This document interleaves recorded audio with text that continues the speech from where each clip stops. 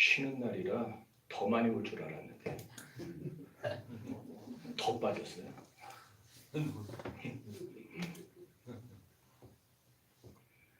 그래도 실망하지 말고 해야죠. 실망하지 말고. 어떤 집사님이 그 토요일 오후에 집에서 쉬고 있는데 이제 이웃집 애가 놀러 온 거예요. 이제 간식을 챙겨줘가지고 이제 아들 방에 딱 가는데 애들이 이제 방 안에서 막 지들끼리 막 놀면서 하는 얘기를 들은 겁니다. 이웃집 애가 그래요. 야, 우리 아빠는 구청장님하고 친하다. 그랬어요. 아주 자랑스럽게 말했어요. 그러니까 이 사람 아들이 그렇게 대꾸 했답니다. 그게 뭐? 우리 아빠는 하나님하고도 아주 친해. 아들의 대답을 듣는 순간에 집사님의 눈에서 눈물이 왈칵 쏟아지더랍니다. 우리 아들이 나를 하나님하고 친한 사람으로 봐주다니. 여러분은 어떻습니까? 우리는 모두 다 우리 신부는 하나님의 아들과 딸입니다. 그런데 우리는 진정으로 내 아버지로, 하나님을 내 아버지로 섬기는 것에 대해서 얼마나 자랑하며 살아가고 있습니까? 하나님이 내 아버지라는 사실 때문에 얼마나 감격해하고 있습니까? 얼마나 하나님을 여러분은 잘 아십니까? 여러분이 그리스도인이라는 이 사실을 얼마나 자랑스러워 하십니까? 우리가 하나님의 자녀가 되었다는 이 사실이야말로 참으로 황홀하고 기가 막히게 자랑스러운 일일진데 어찌된 게 세상에만 나가면은 자랑스러워하지 못할 거예요. 실제로 수많은 그리스도인들이 세상에 나가서 하나님을 안다는 사실을 숨깁니다.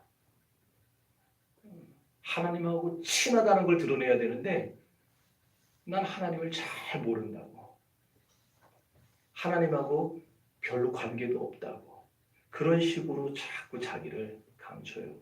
누가 예수를 믿냐 물어봐도요, 당당하게 그리스도인임을 드러내지를 못하는 사람들이 많아요. 드러냈다가 혹시 불이익이 있을까 봐, 드러냈다가 혹시 경제적으로 문제가 생길까 봐, 단골 떨어질까 봐. 왜냐? 우리가 하나님보다 구청장을 알고 국회의원을 잘 아는 게 훨씬 낫다고 여기기 때문입니다.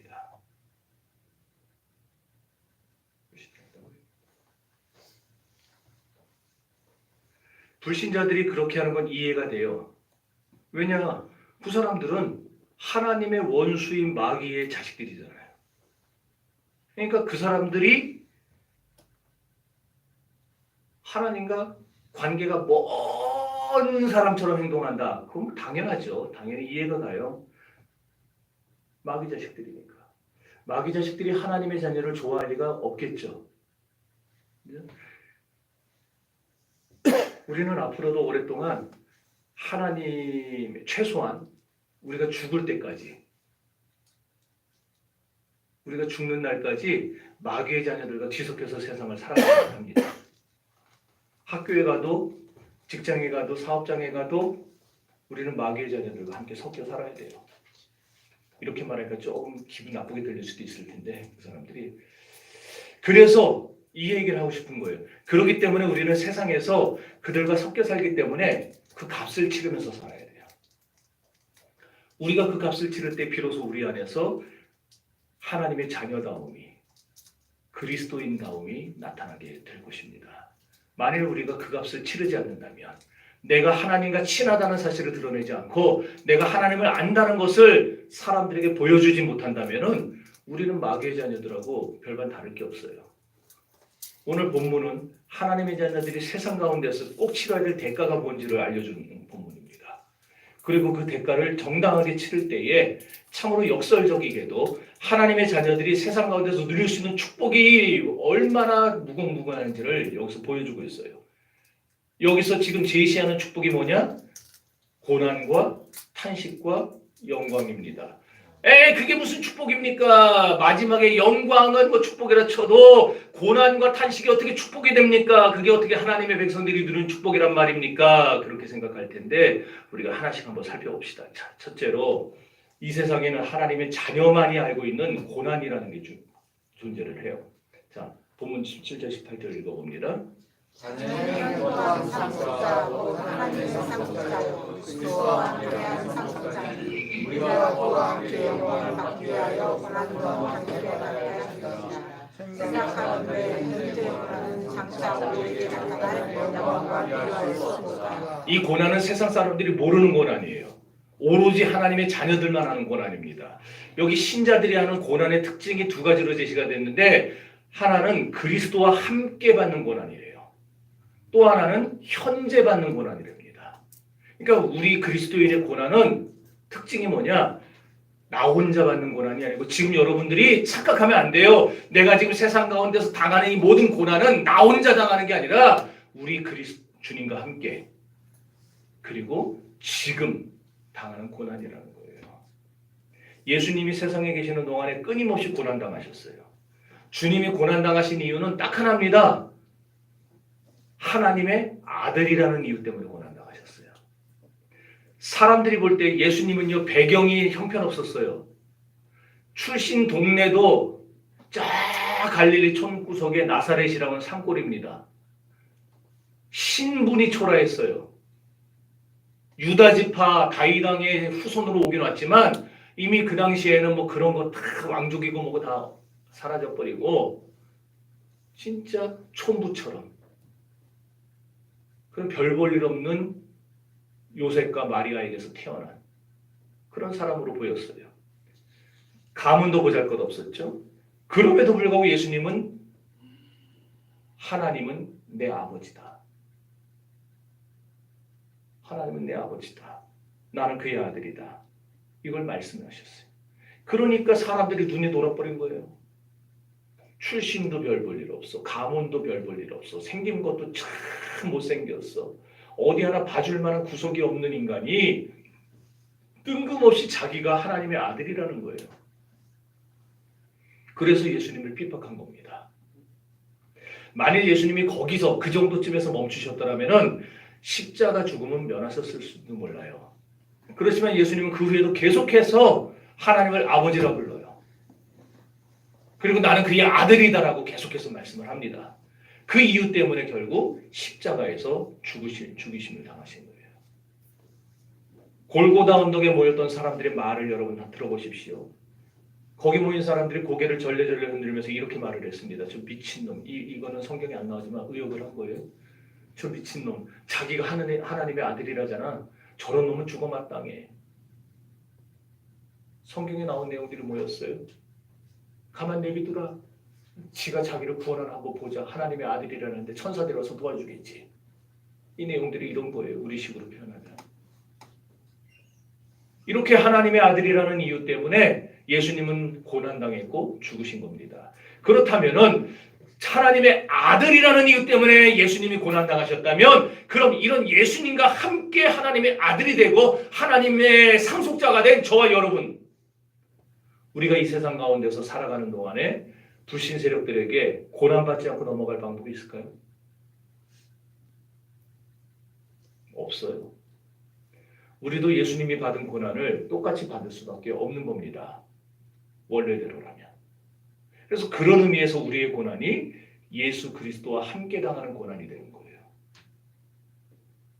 예수님이 고난당한 다른 이유 없었다니까요.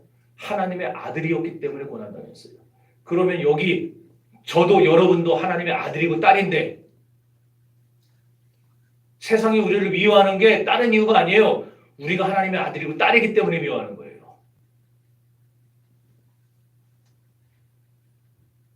따라합시다. 고난도 함께 받아야 할 것입니다.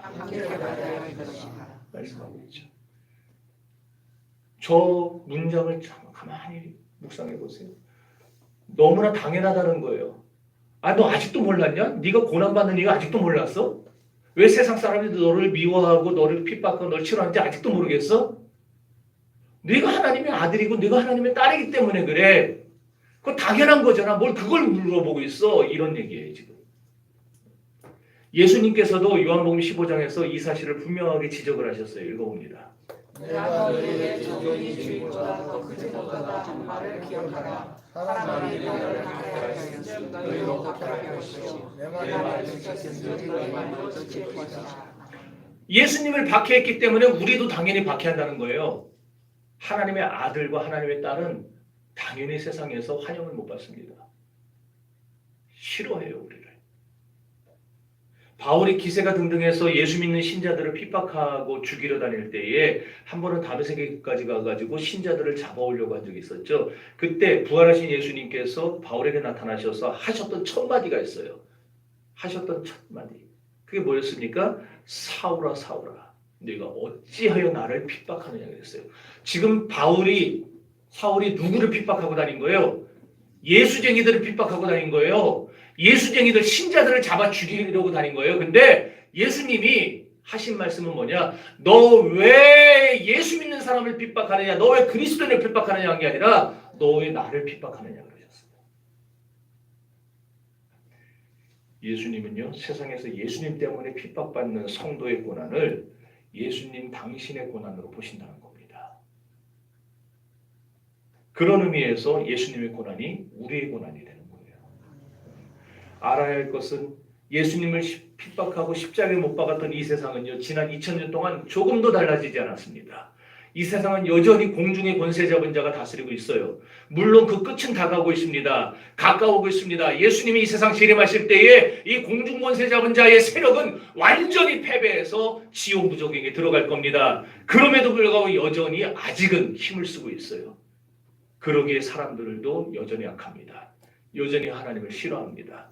여전히 하나님의 아들, 딸이라고 말하는 그리스도인들을 미워합니다. 만일 에스더서에 등장하는 하만의 시대처럼 예수 믿는 사람을 죽여도 좋다고 하는 그런 시대가 도래한다면 어떻게 될까요? 우리 대한민국이 갑자기 하루아침에 확 그냥 뒤집혀져 가지고 예수 믿는 사람들을 박해해도 좋고 핍박해도 좋다고 하는 그런 법이 만들어진다고 한다면 어떻게 될까요? 우리가 지금처럼 살아갈 수 있을까요? 아마 모르긴 몰라도요. 우리 중에 많은 사람들이 그들에게 핍박받아서 목숨을 잃을지도 모릅니다. 왜? 그 사람들은 기회만 주어지면 우리를 죽이려고 할 테니까. 성경을 그런데 아무리 샅샅이 훑어봐도요. 우리 신자들을 향해서 고난 피해라 그런 적이 없더라고요. 고난이 오거든 피해라 숨으라 그런 적이 없어요. 도리어 뭐라고 했냐면은 고난을 받으라 하는 말씀만 나와요. 고난을 받으라.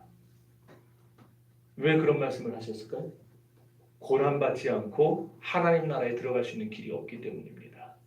예수 그리스도와 함께 내가 그리스도와 함께 상속자가 됐고 그리스도와 함께 하나님의 자녀의 후사가 됐다라면은 당연히 세상에서 사는 동안에 믿지 않는 자들에게서 우리는 이유 모를 핍박을 받을 수밖에 없는 거예요. 그래서 오늘 베드로전서 4장 13절에 이렇게 말합니다. 읽어봅시다.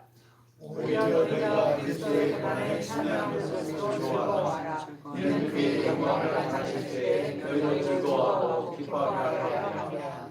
기가 막히지 않아요? 고난을 피하라는 정도, 이 고난을 받으라 그 정도를 넘어서서 즐거워하래요. 참여하는 것을 즐거워하래요. 고난 받는 걸 즐거워하래요. 이게 어떻게 그렇게 돼요, 이게? 근데 왜 이런 말을 해요? 성도의 고난은 하나님이 보실 때 필요 없는 게 아니고 값어치가 없는 게 아니라 가장 영광스러운 거기 때문에 그래요.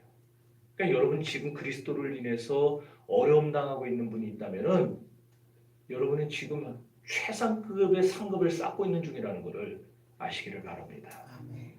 이렇게 신자의 고난은 그리스도와 함께 받는 고난이에요. 그리고 또한 현재 받는 고난입니다. 현재라는 말은 잠깐 스쳐 지나가는 지금 내가 말하고 있는 이 시간이 현재지만 벌써 지나가서 과거예요.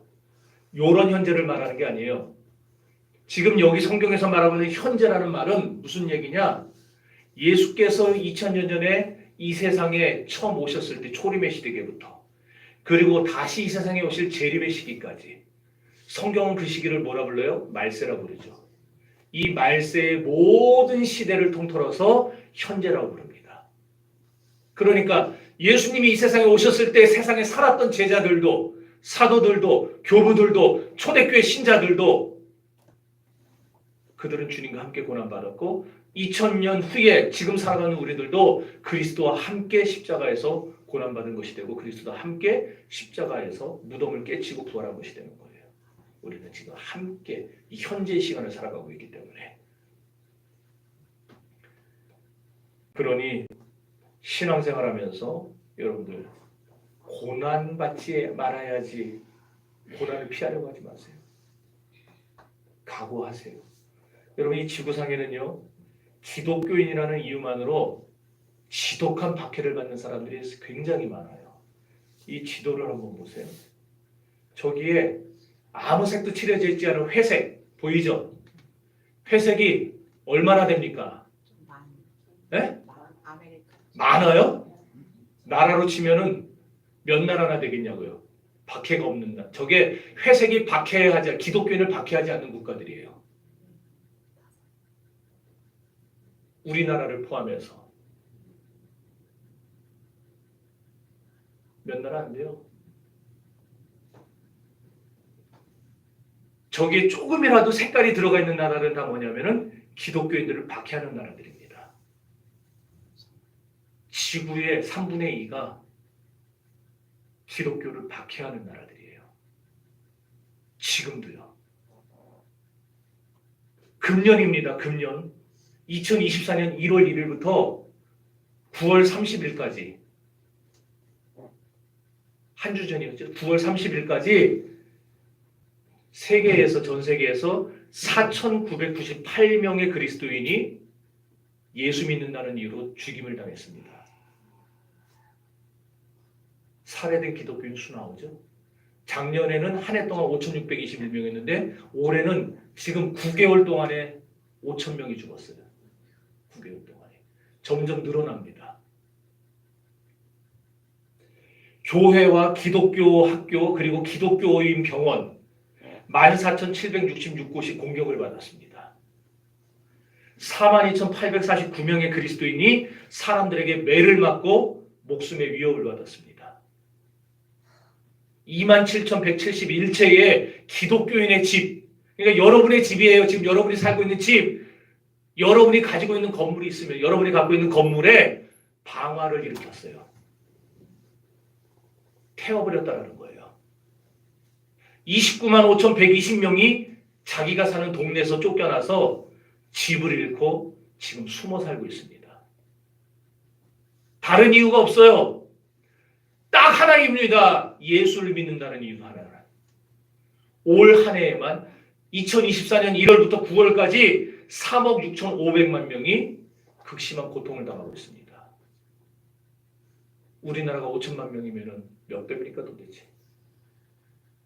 우리나라는 지금 박해가 없으니까 여러분들은 지금 아무 느낌 없죠? 생각이 없죠? 그러나 지금 전 세계에서는 기독교인이라는 이유 때문에 목숨을 잃고 집을 잃고 자식들이 성폭행을 당하고 이런 일들이 지금 계속해서 일어나고 있어요.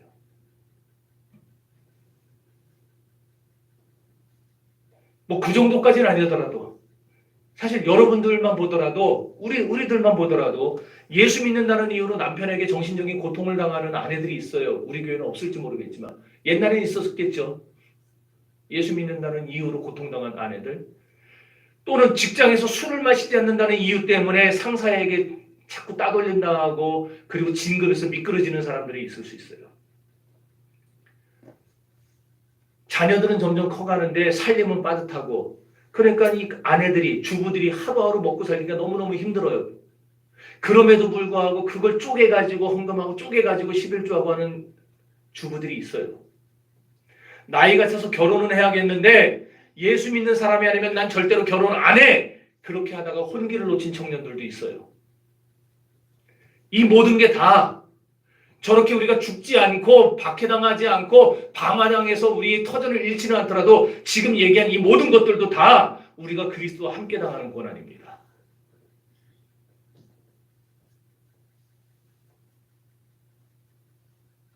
다른 이유가 아니에요. 예수 믿기 때문에 그 고난을 당하는 거예요. 그래서 저는 그런 분들을 위해서 기도합니다. 힘을 내십시오. 일어나십시오. 천국이 가까웠습니다. 여러분들 중에도 혹시나 지금 어떠한 형태로든지 어려움이 있고 핍박이 있고 박해가 있는 분들이 있다면 기억하십시오. 천국이 가까이 왔습니다. 두 번째로 우리에게는 하나님의 자녀들만이 아는 탄식이 존재합니다. 23절입니다. 뿐 아니라 너와 너와 성령의 성령의 정결을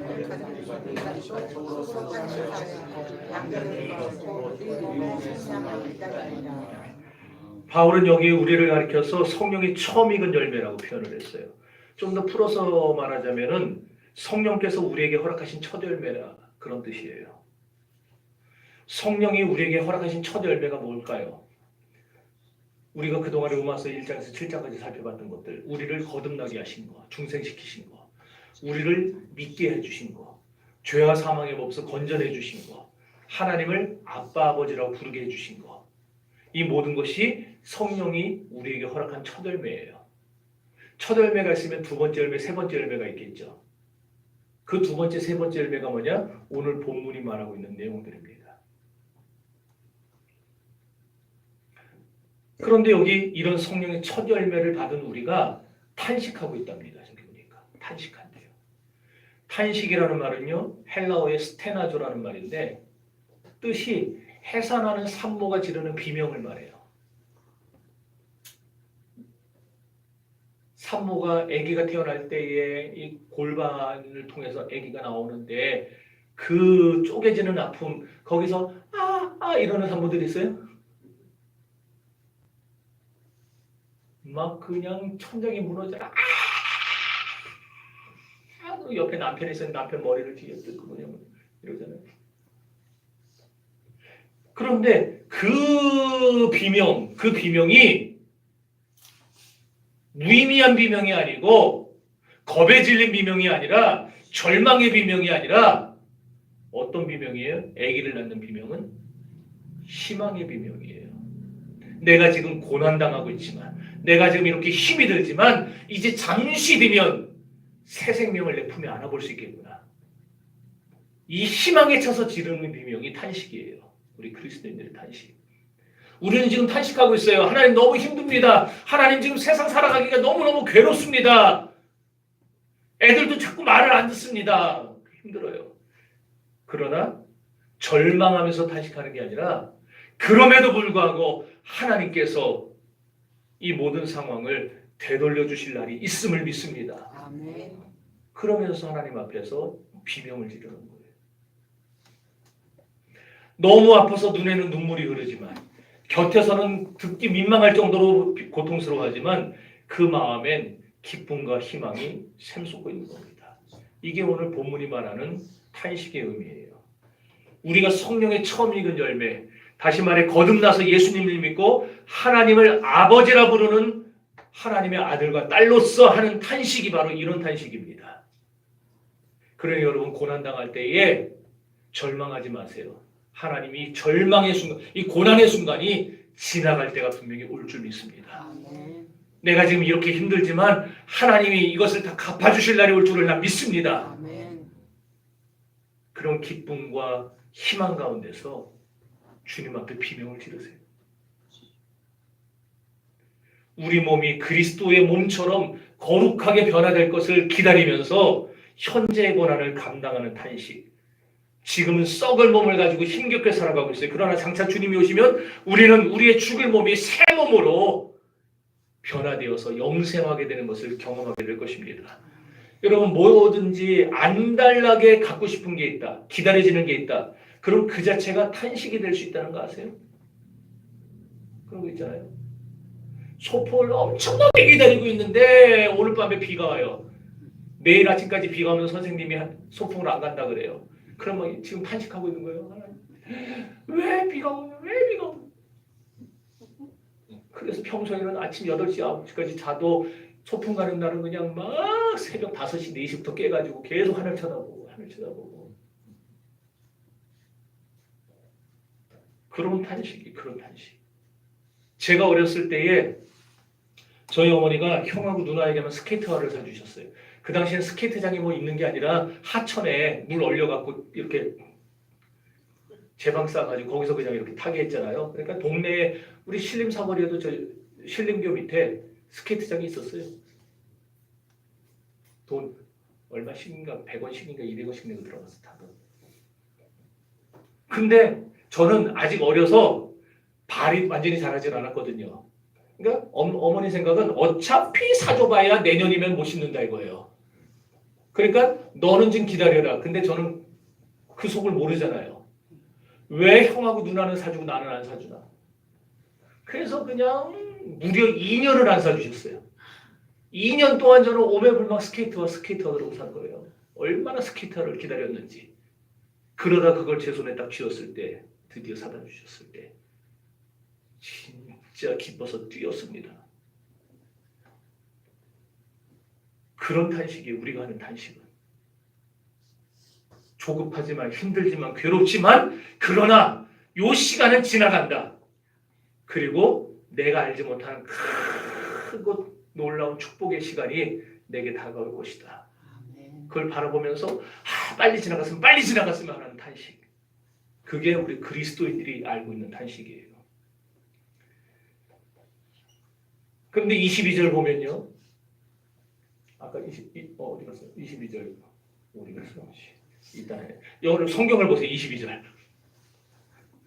22절 보시면은 하나님의 자녀만 하는 탄식을 거기 보면은 누가 같이 하고 있대? 탄식을 누가 같이 하고 있어요? 아니 뭘 하나님이 같이 하고 있어요. 하나님의 자녀만이 알고 있는 탄식인데 22절이 지금 누가 하고 있냐고요? 누가 우리와 함께 탄식한대요?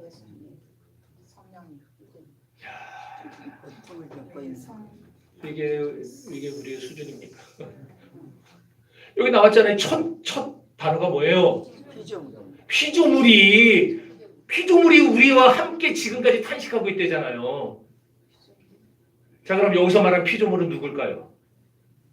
원래 피조물은 뭘 말하냐면은 이 땅에 있는 모든 동식물들, 그 다음에 자연계와 영계의 천군 천사들, 하늘의 해달별, 우주 삼라만상을 다 포함한 모든 걸 가리켜 피조물이라고 합니다.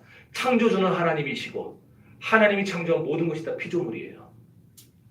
생물이든 비생물이든. 그런데 20절 보니까 여기서 말하는 피조물들이 지금 허무한데 굴복하고 있대요. 또 21절에서는 썩어짐의 종노릇을 하고 있대요. 그렇다면은 영계에 있는 천군천사나 사탄의 무리가 이 세상의 허무나 부패의 법칙에 매일 수 있는가? 없거든요. 다시 말해서 그들이 늙어요? 안 늙잖아요. 죽어요? 안 죽잖아요. 영적인 존재들은. 그러니까 이것은 일단 영계는 아니겠죠. 죄지겠죠. 그럼 세상 사람들을 가리키는 말일까? 그것도 아니죠. 왜냐하면 19절 보니까 이 피조물이 하나님의 아들들이 나타나는 것을 기다리고 있다 그랬어요. 하나님의 아들들이 나타나는 거. 아까 뭐라 했어요? 세상의 불신자들은 우리 그리스도인들을 좋아한다 그랬어요? 미워한다 그랬어요? 미워하죠. 그럼 이 세상의 사람들이 우리가 나타나는 것을 기다리겠어요? 안 기다리겠죠. 그럼 이것도 세상의 사람들도 아니겠죠. 따라서 결국 여기서 말하는 피조물이란 남는 게 뭐예요? 자연 만물, 하늘의 해달별, 땅과 하늘과 바다의 생물들과 나무, 이걸 말하는 거예요. 영계와 인간을 뺀 나머지 피조물들.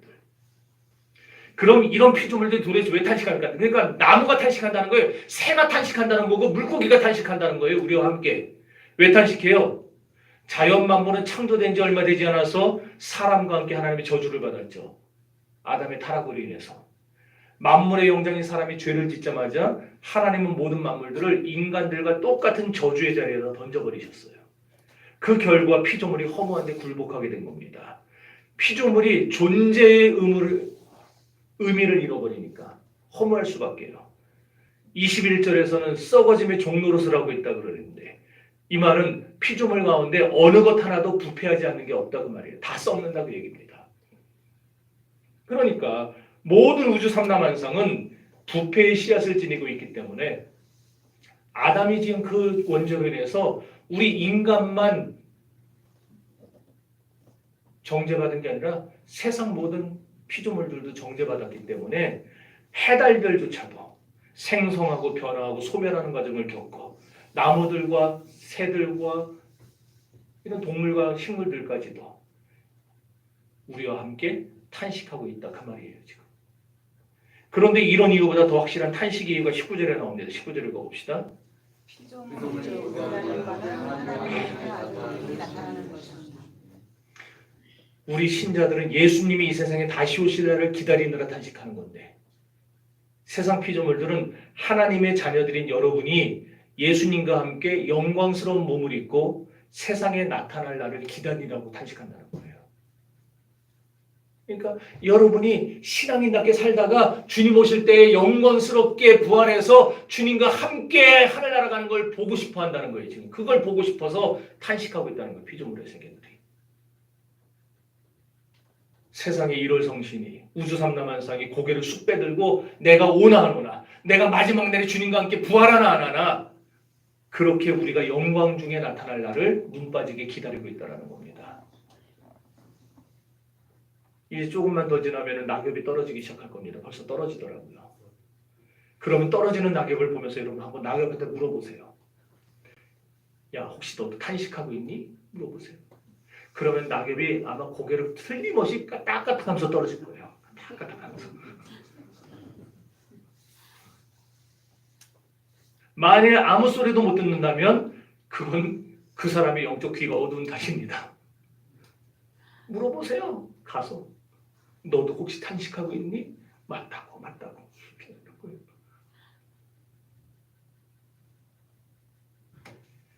놀라운 사실은 우리가 하나님의 영광스러운 자녀로 나타날 때 우리는 다시는 썩지 않고 죽지 않는 운명을 그런 썩고 죽는 운명을 겪지 않고 다시는 썩지 않고 죽지 않는 영원한 하나님 나라에서 영원히 살게 될 것입니다.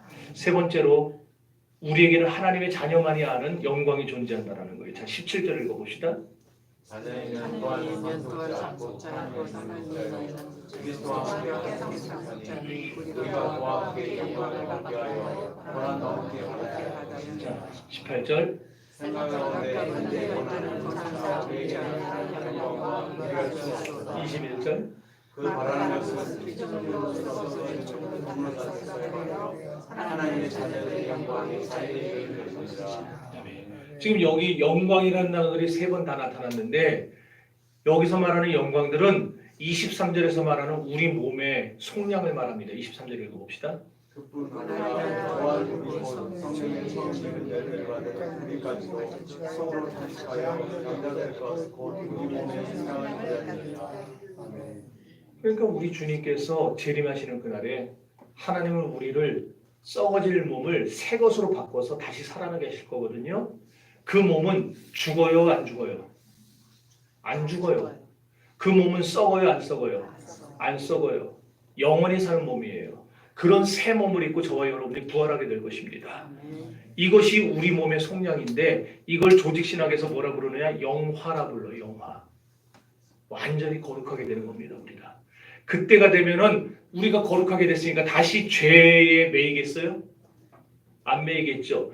죄의 비참한 결과에 매이겠어요? 안 매이겠죠. 완전히 자유하게 될 것입니다. 그럼 그때가 되면 아픈 것이나 곡하는 것이나 슬픔이나 눈물이나 이런 애통하는 것이나 이런 것들 우리에게 있을까요? 없죠. 그래서 요한계시록에서 바로 그 얘기를 하고 있는 거예요. 21장에서. 썩는 것이나 죽는 것이 다시는 우리를 괴롭히지 못하게 될 겁니다. 그때가 되면 우리는 예수님처럼 흠과 티가 없는 신령한 존재가 될 것입니다. 그때가 되면 요한계시록 22장 말씀처럼 우리는 그리스도와 함께 영원토록 왕노릇하는 자들이 될 것입니다. 그리고 그때가 되면 모든 천사들이 우리 앞에 무릎을 꿇고 우리를 수종들게 될 것입니다.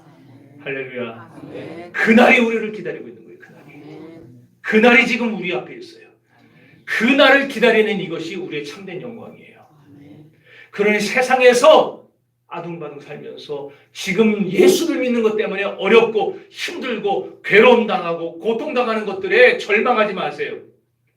그날이 우리를 향해 지금 다가오고 있습니다. 사랑하는 성도 여러분, 하나님은 새 몸을 입은 우리를, 새 하늘과 새 땅을, 우리를 위해서 새 하늘과 새 땅을 만드신다 그랬어요.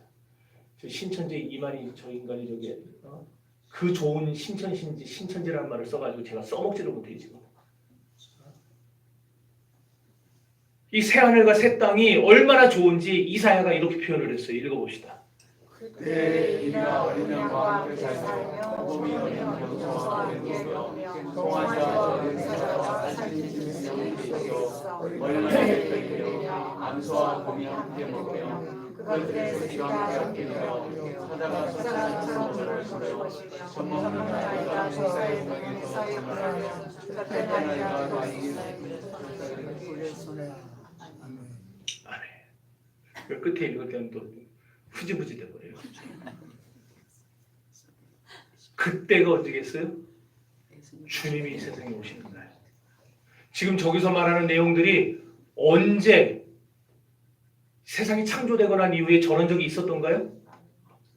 있었잖아요. 한번 에덴 동산에서 사자 이름을 지어줄 때 사자가 아담의 머리를 물지 않았잖아요. 악어의 이름을 져줄 때도 악어가 물질 않았잖아요.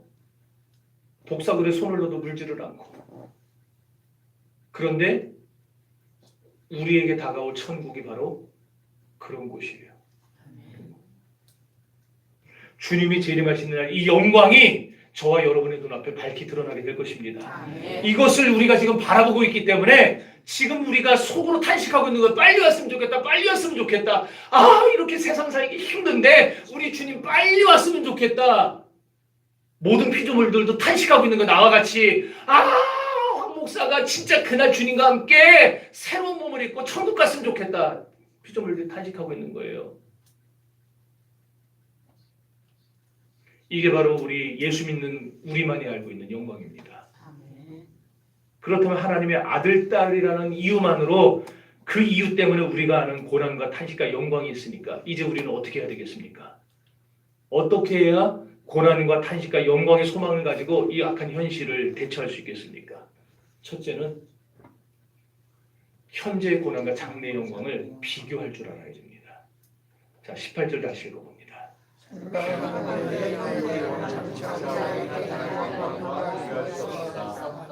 바울이 비교해 봤더니 결과가 어떻게 나왔어요? 이게 비교할 건덕지도 안 된다라는 거예요. 깜도 안 된다라는 겁니다. 우리가 알다시피 바울이 얼마나 많은 고통을 당했습니까? 태장을 몇 번이나 40에 하나가 만면을 3번이나 태장을 5번 맞고 그 다음에 파선하고 그 다음에 기근과 굶주림과 기갈의 위험과 병에 걸리고 온갖 어려움들을 얼마나 많이 겪었습니까? 그런데도 그 모든 고난들을 다 묶어서 보니까 어마어마하거든요. 그런데도 이 어마어마한 고난을 장차 내가 들어갈 천국의 영광을 비교해봤더니 이 고난이 어느 순간 아무것도 아닌 게 되더라는 거예요. 그러니 여러분, 예수님 때문에 핍박받는 여러분들, 예수님 때문에 가난을 견디하는 여러분들, 예수님 때문에 내 권리를 포기하고 교회와 이웃을 섬기려는 여러분들, 비교하며 사십시오. 지금의 여러분의 고난과 장래의 영광을 비교하십시오. 지금의 가난과 장래의 영광을 비교하십시오. 그리고 지금의 포기와 예수 때문에 내가 포기해야 될 것들, 그것과 장래에 여러분에게 주어질 상급을 비교해 보십시오. 1991년 둘로스 선교선이라고 있어요. 저게 타이타닉 호보다 2년 후에 만들어진 거예요. 2010년도에 이제 그 해체가 됐어요. 더 이상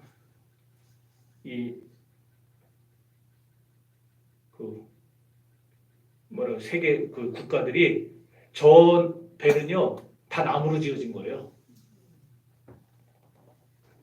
그래서 나무는 어때요? 불에 쉽게 타잖아요. 그러니까 불에 쉽게 탈 수 있는 재질로 지어진 배는 더 이상 바다를 항해하면 안 된다라는 법을 만들어 가지고 다 지구상에 있는 국가들이 조약을 맺었어요. 그래서 저 배는 2010년도에 어쩔 수 없이 폐기했어요. 근데 그 전에 1991년도에 필리핀 잠보안가라고 하는 곳에 정박을 해서 저 배는 뭐냐면은 전 세계를 돌면서 우리 청년들 자원하는 평신도 선교사들을 저 배에 태웁니다.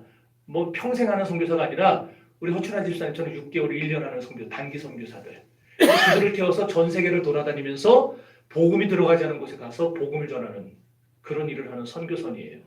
OM 선교에서 운영하고 있던 건데 거기서 전도 집회를 하는데 무슬림 청년 하나가 들어와서 그곳에 수류탄을 던졌어요.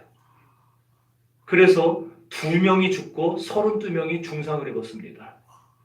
죽은 2명의 청년 선교사는 스웨덴 출신의 소피아라고 하는 18살짜리 여성, 뉴질랜드 출신의 19살짜리 여성, 둘 다 대학생이었어요.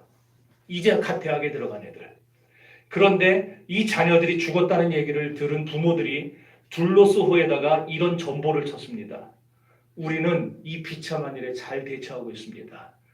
더 열심히 복음 전하는 일을 계속하시기 바랍니다.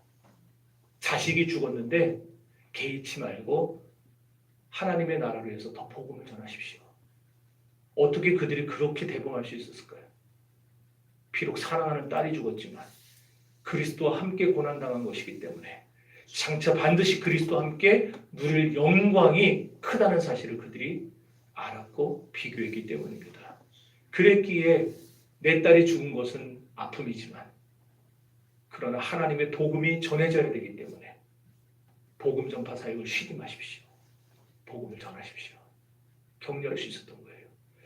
그 부모들의 믿음에 비하면 저는요 참 형편없는 믿음 같습니다. 저는 제 자신이. 여러분 세상의 헛된 부귀영화와 천국의 영광을 매일 비교하며 사십시오. 내 몸에 있는 질병과 천국의 영광을, 장차올 영광을 비교하십시오. 지금 받는 핍박과 장차올 영광을 비교하며 사십시오. 그것이 우리가 그리스도 안에서 영광을 누릴 수 있는 길이에요. 두 번째로 우리는 참음으로 기다릴 줄 알아야 됩니다. 24절과 25절입니다. 우리가 소망으로 보이는 소망이 보는 것을 누가 바라리요 아니 우리가 보지 못하는 것을 바라는 참음으로 기다릴지니라. 그러니까 힘들어도 불평하지 맙시다. 원망하지 맙시다. 포기하지 맙시다. 참음으로 기다립시다. 참고 기다리면 멀지 않은 그때에 주님이 다시 오실 때 분명히 여러분은 칭찬을 받게 될 것입니다. 주님이 준비해 주신 새 집에서 영원토록 살 날을 참고 기다립시다. 이것이 하나님의 자녀들이 날마다 취해야 될 삶의 태도예요. 나 자신으로부터 그리고 세상으로부터 눈을 드십시오. 세상 사람들처럼 아웅다웅하지 마십시오. 우리 앞에 있는 영광만을 바라보며 사는 저 여러분이 될 수 있기를 바랍니다. 찬양합니다.